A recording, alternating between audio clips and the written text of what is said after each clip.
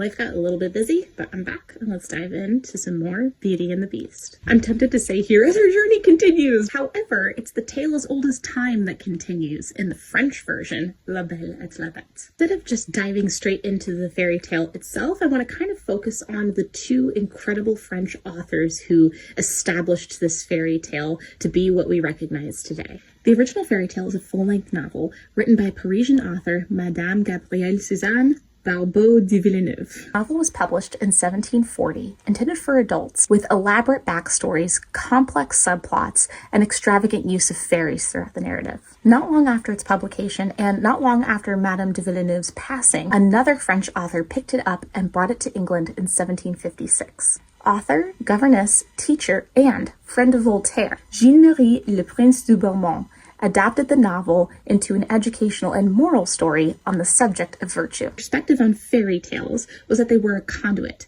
for enlightening young readers, captivating and educating through embellished storytelling. What's really lovely to see in later adaptations is how the 1991 Disney's animation, The Beauty and the Beast, as well as the 2014 French film, La Belle et la Bête, still hold true to the original tale with reasonable artistic license. If you've seen these two versions of Beauty and the Beast or others, let me know which one's your favorite. And reading through de Beaumont's translation, it makes a lot more sense that the children's animation omits certain elements of the original tale that might be too complex for young children, whereas the 2014 film conveys those appropriately. Whether you read the novel, the adaptation, or watch the movies, this fairy tale stands as a great reminder. Not everything is what it seems. Truth will always outshine the illusions of greatness, and genuine love can break even the darkest spells. Here I am for a tiny tidbit. Did you know that bit about the library being in the castle is original? This is proof, okay, for like over 300 years.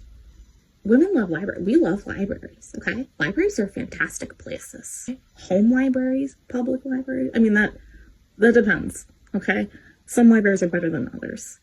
If there's a Donna, a Debbie, or like a Linda, who's the main librarian, you're good. That's a good library.